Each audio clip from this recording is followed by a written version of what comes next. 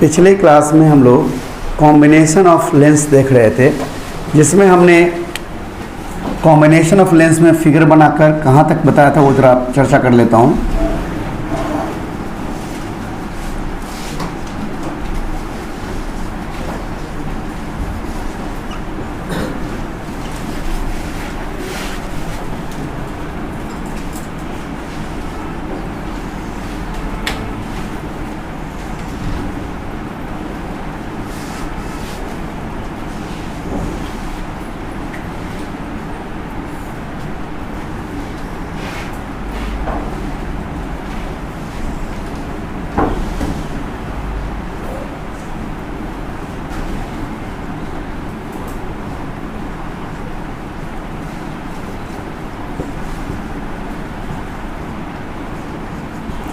यही कुछ फिगर हम बनाए थे उस दिन।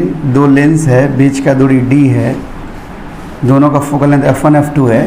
कोई भी कॉन्वेक्स कोई भी कॉनकेव कुछ भी हो सकता है। फिलहाल हमने सैंपल के लिए दोनों कॉन्वेक्स बनाया है। एक रे जो इंसिडेंट हो रहा है पहले लेंस पर, अगर ये लेंस नहीं होता तो ये रे सीधे कुछ इस तरह से चलता। यहाँ से इस दूरी को हमने h1 कहा था और यहाँ से डेविएशन होने के बाद पहला बार इसे हमने डेल्टा 1 कहा था। यहाँ पर इंसिडेंट हुआ, ये हमारा h2 हो गया। और अगर ये लेंस नहीं होता तो ये कहीं पहला इमेज I1 पर बना था और यहाँ से डेविएट होकर फाइनल इमेज I पर बना था। ये सेकंड डेविएशन हुआ। अब इसको पीछे बढ़ाइए,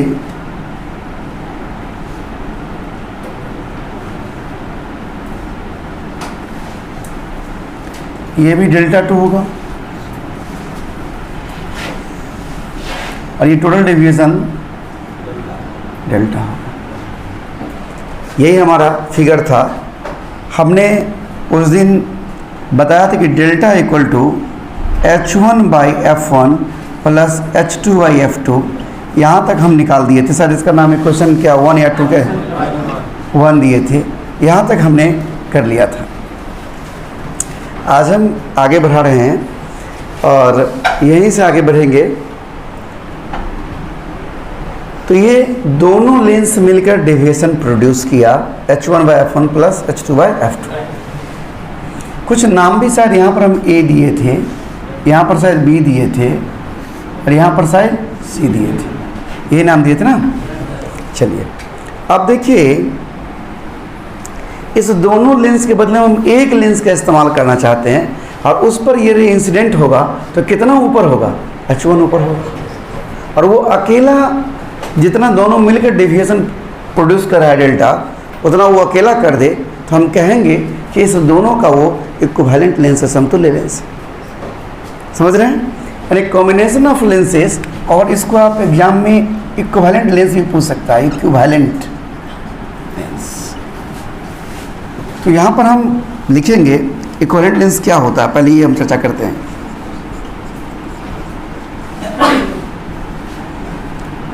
तो हम बोलेंगे कि वह लेंस जो दो या दो से अधिक लेंस की जगह पर इस्तेमाल किया जाए और अकेले ये दोनों मिलकर जितना डेविएशन पैदा करता है उतना वो कर दे, उसे हम इक्विवेलेंट लेंस कहते हैं। तो ऐसे बोलेंगे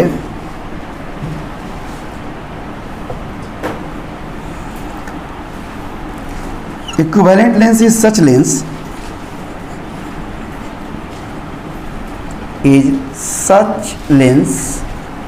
which can produce which is used in place of two or more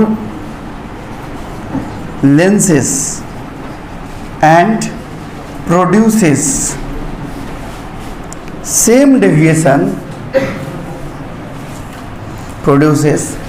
same deviation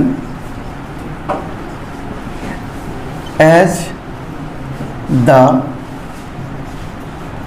group of lens का जो ग्रुप उत्पन्न करता है। तो मान लीजिए कि इक्विवेलेंट फोकल लेंथ का इस दोनों के बदले में हमने एक लेंस इस्तेमाल किया, जिसे इक्विवेलेंट लेंस कहते हैं, उसका फोकल लेंथ f है। Let f be the focal length of equivalent lens. अब अगर इस दोनों के बदले में एक लेंस लेंगे तो उस एक लेंस पर रे कितना ऊपर आएगा? h1 ऊपर आएगा। Therefore deviation due to equivalent lens delta equal to क्या होगा? h1/f। अब चूंकि ये डेविएशन वही है जो ये दोनों मिलकर कर रहा है, तो दोनों क्या होगा? बराबर होगा फ्रॉम 1 and 2। एक और दूसरे क्या हो जाएगा? h1/f equal to h1/f1 plus h2/f2। अब सोचिए अगर ये h2 भी h1 के रूप में हो जाए तो h1 कैंसिल हो जाएगा।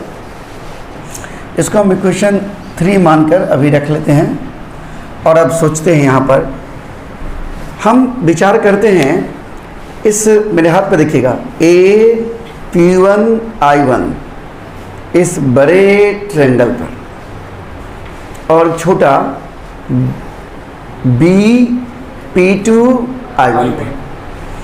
देखिए तो इस दोनों में ये एंगल क्या है? कॉमन है। और ये 90 है तो ये भी 90 है।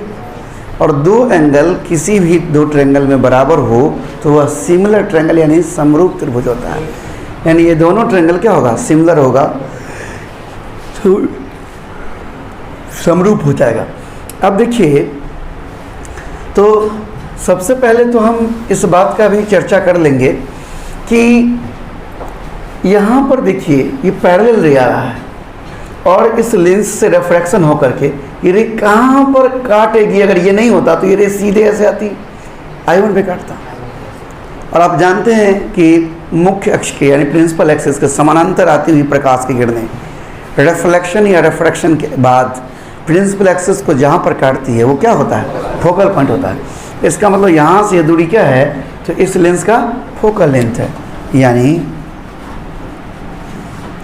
ये जो है वो फोकल लेंथ है किस लेंस का? फर्स्ट यानी f1 है।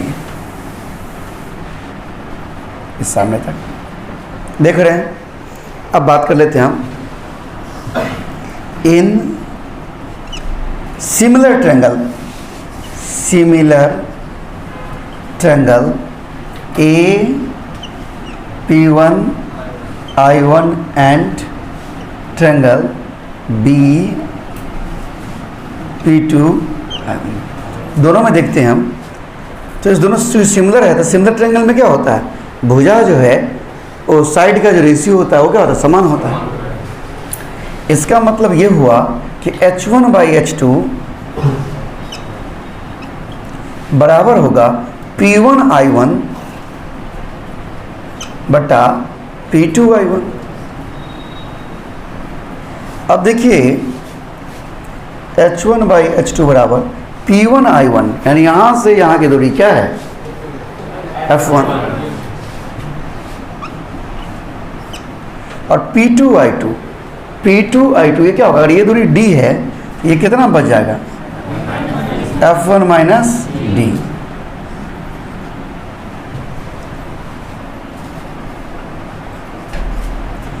और यहाँ से हम मान निकालेंगे h2 का। इसीलिए h2 बराबर क्या होगा? h1 into f1 minus d divided by f1। अब इस h2 का मान हम पुट कर देंगे क्वेश्चन 3 में। पुटिंग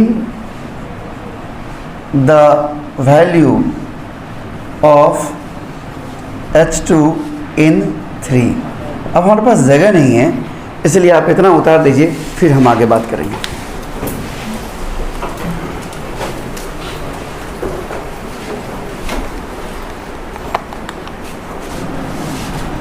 अब देखिए इक्वेशन 3 में हम मान डाल रहे हैं h2 का, तो क्या हो जाएगा? वहाँ देखिए वो क्या है, H1 by f equal to H1 by F1 plus, ये देखो दिखाई दे रहा है ना, H1 into F1 minus d by F1 तो है, और नीचे में पहले से क्या है F2। अब H1 कॉमन लेकर कैंसिल कर देंगे तो क्या बच जाएगा, 1 by f equal to 1 by F1, और इस F1 F2 से भाग देंगे, इसमें क्या हो जाएगा 1 बाई F2 माइनस डी बट्टा F1 इंटू F2। ये हो गया हमारा 1 by f equal to 1 by F1 plus 1 by F2 minus d by F1 into F2। देख रहे हैं, ये हमारा इक्विवेलेंट फोकल लेंथ, यानी दोनों लेंस जब डी दूरी पर रखा है तब क्या फोकल लेंथ है ये होगा, तब वो आ गया है। इसको पावर के रूप में भी आप कन्वर्ट कर सकते हैं। 1 बाई एफ इक्वल टू क्या होगा, power P, 1 by F1 equal to P1 plus P2 minus D, 1 by F1 मतलब P1 इंटू 1 बाई F2 मतलब P2। ऐसे भी आप लिख सकते हैं पावर के रूप में, इक्विवेलेंट पावर भी जान सकते हैं। यहाँ पर सबसे खास बात समझने वाली ये है कि अगर मान लो कि ये कनकेव लेंस होता और ये कॉन्वेक्स होता तो F1 का मान जो रखेंगे हम वैल्यू वो निगेटिव में रखेंगे, F2 प्लस में रखेंगे और सॉल्व कर लेंगे। अगर यही कॉन्वेक्स और यही कॉनकेव होता तो F2 को माइनस में निगेटिव में रखेंगे, पावर में निगेटिव में रखेंगे। हाँ, ऐसा तो हो सकता है कि ये दोनों लेंस जो है वो एक दूसरे से सटा कर रखा गया हो, उस कंडीशन में D का मान क्या होगा, 0। If two lenses are placed in contact then D बराबर क्या होगा, 0, और जब D 0 होगा तो क्या होगा, इसीलिए P बराबर P1 प्लस P2 माइनस 0 हो जाएगा, ये हो जाएगा पावर। फोकल लेंथ की बात करेंगे तो क्या होगा, 1 by f equal to 1 by F1 plus 1 by F2। ये 2 लेंस था तो ऐसे हुआ। अगर n लेंस होता, if n lenses are present then power की बात करते P equal to P1 plus P2 plus P3 plus dot dot dot Pn होगा। एंड फोकल लेंथ की बात करें 1 by f equal to 1 by F1 plus 1 by F2 plus dot dot dot 1 by Fn। इस तरह से focal length हो जाएगा। तो कितना भी लेंस रहे उसका इक्विवेलेंट लेंस आप इक्विवेलेंट फोकल लेंथ आप या पावर जान सकते हैं इसका मदद से। कोई दिक्कत, नोट कर लीजिए।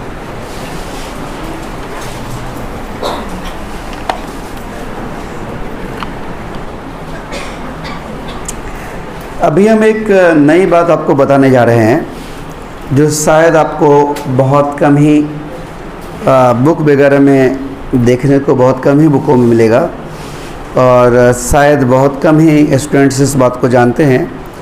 और कभी कभी इस तरह का क्वेश्चन आ जाता है बोर्ड में, तो अधिकांश लोग इस तरह के क्वेश्चनों को देखकर अचंभित हो जाते हैं, उन्हें लगता है कि सिलेबस से बाहर क्वेश्चन आ गया।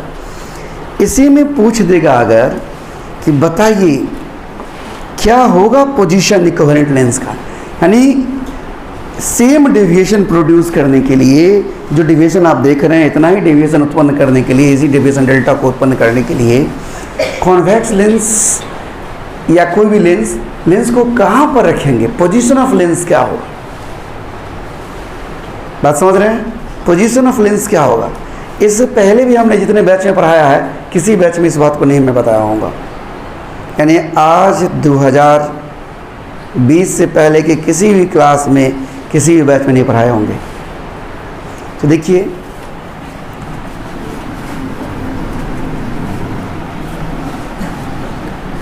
अगर पूछ देता है कि पोजीशन ऑफ इक्विवेलेंट लेंस, यहाँ हम हेडिंग बनाते हैं पोजीशन ऑफ इक्विवेलेंट लेंस। ये जो ये रे ऐसे आ रहा था इंसिडेंट और फाइनली ऐसे जा रहा है, तो यहीं पर इमेज बने, इसी साइज का बने, इतना ही डेविएशन हो, इसके लिए हमें कहीं इक्विवेलेंट लेंस को यहाँ रखना होगा। ये हमारा होगा, ये देखिए जो मैंने ब्लू लाइन बनाया है, ये हमारा होगा पोजीशन ऑफ इक्विवेलेंट लेंस। अब ये पोजीशन मुझे ढूंढना है। मान लीजिए कि ये दूरी यहाँ से x है, यानी सेकेंड लेंस से x दूरी पीछे है, देख रहे हैं, सेकेंड लेंस से x दूरी पीछे है। अगर ये एंगल डेल्टा है तो जरा बताइए ये एंगल क्या होगा, बताइए, डेल्टा होगा। और अभी हम सीख चुके हैं, पहले तो मैं एक लिख देता हूं, let equivalent lens is placed at distance x left side of second lens. Left side मतलब पीछे, behind, at distance placed at distance x behind the second lens, behind का स्पेलिंग मुझे लगता है गलत हो गया है, behind the second lens। ये देख लीजिए एक बार,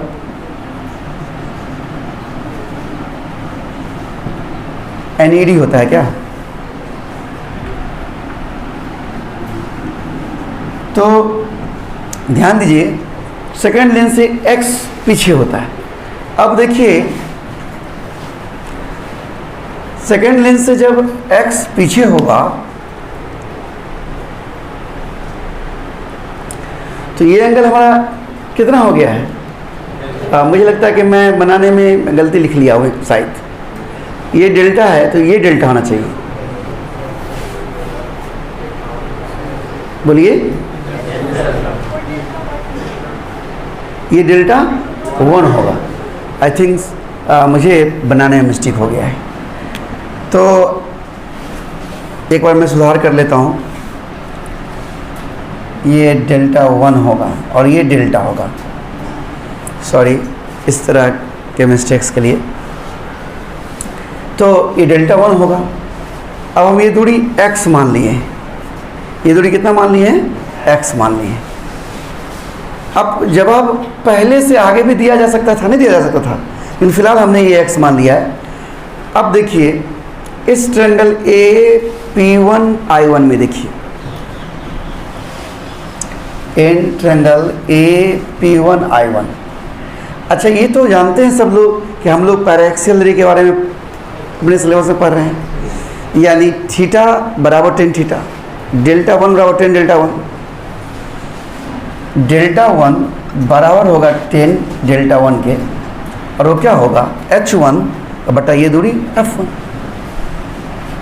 h1/f1। बोले ठीक से समझ में आया कि नहीं, समझ में आया, h1/f1 होगा। ये डेल्टा 1 का मान हम अभी लिख पाए हैं।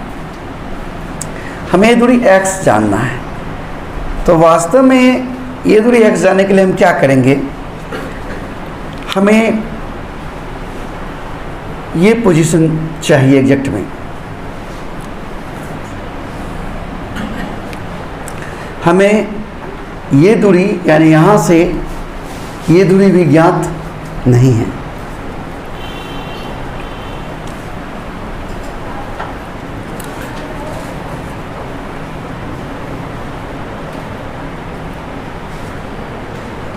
थोड़ा फिगर कचरा हो गया एक्चुअली बहुत। ये बी को हम इधर कर लेते हैं। अब देखिए ये तो डेल्टा 1 का मान हो गया। अच्छा डेल्टा बराबर कितना होगा, डेल्टा बराबर इन ट्रायंगल डेल्टा, ट्रायंगल का नाम दे देते हैं, इसका कुछ नाम यहाँ पर भी दे देते हैं, डी दे देते हैं, BCD में देखिए BCD। tan डेल्टा, डेल्टा बराबर tan डेल्टा बराबर लंब यानी बी डी बटा आधार डी सी, डी सी मतलब एक्स होगा। अच्छा, टेन डेल्टा बराबर ऐसे क्या होता है, अभी हम कुछ देर पहले पढ़े थे, क्या पढ़े थे, H1 अब बटा एफ, जहाँ एफ था focal length of equivalent lens.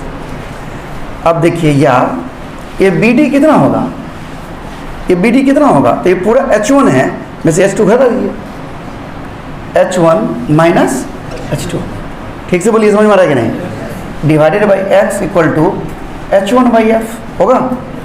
अच्छा, इसीलिए x इक्वल टू क्या हो जाएगा, H1 minus H2 by H1 into F, और H2 का मान हम निकाले थे ना, H2 कितना निकाले थे हम, अब याद करिए, H2 था हमारा H1 into F1 minus D बटा F1, बट H2 बराबर था H1 into F1 minus D बटा F1, इसलिए क्या हो जाएगा, देयरफॉर x इक्वल टू क्या हो जाएगा, H1 minus H1 into F1 minus D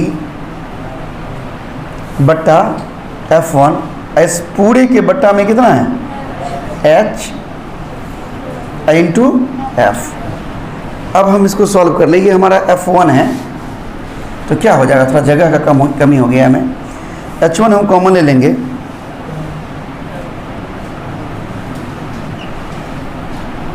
x equal to H1 हम कॉमन ले लेंगे, ये बट्टा में क्या है,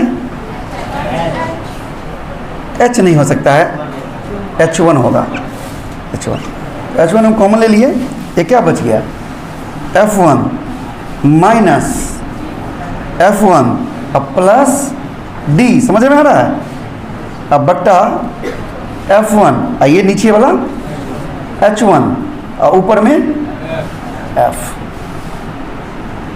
अब ये H1 से H1 कैंसिल हो जाएगा, क्या हो जाएगा, x इक्वल टू F1 से F1 भी कैंसिल हो जाएगा, क्या बच जाएगा, D बटा F1 इंटू एफ, ये होगा। यहाँ पर ये जो हमने निकाला 10 डेल्टा 1, इसका हमको कोई उपयोग नहीं है, आप इसे नहीं लिखें तो ज़्यादा अच्छा है, उसका कोई उपयोग नहीं है हमें। अब ठीक से बोलिए, कहीं पर समझने के बाद ध्यान से देख लीजिए प्लीज़, एक बार देखिए हमने क्या निकाला, कितना पीछे x का मान हमने निकाला, देख रहे हैं। तो इसके लिए हमने इस त्रिभुज का सहारा लिया, इस त्रिभुज में ये बराबर ये बाई ये, और ये कितना होगा, तो H1 माइनस H2। अब जरा एक बार गौर से देखिए प्लीज़,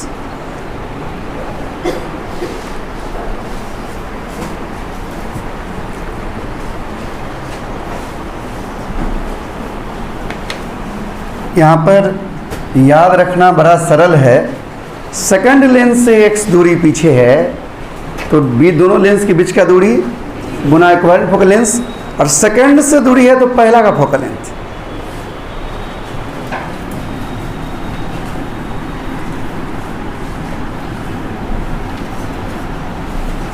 अभी हम एक एग्जाम्पल आपको दिखाते हैं करके, ये लाइन दिखाई दे रहा है क्या, इस लाइन से कितना बायां का दिखाई दे रहा है, ओके। एक क्वेश्चन यहाँ है,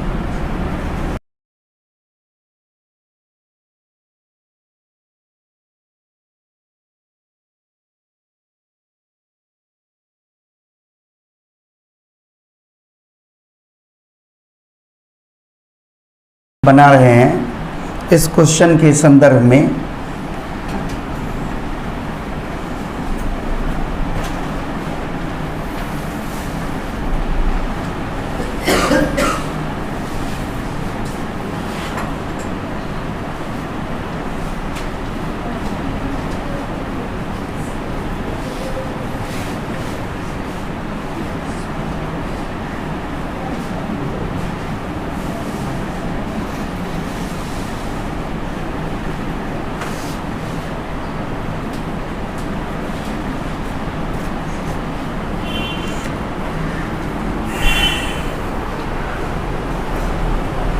अब आप लोग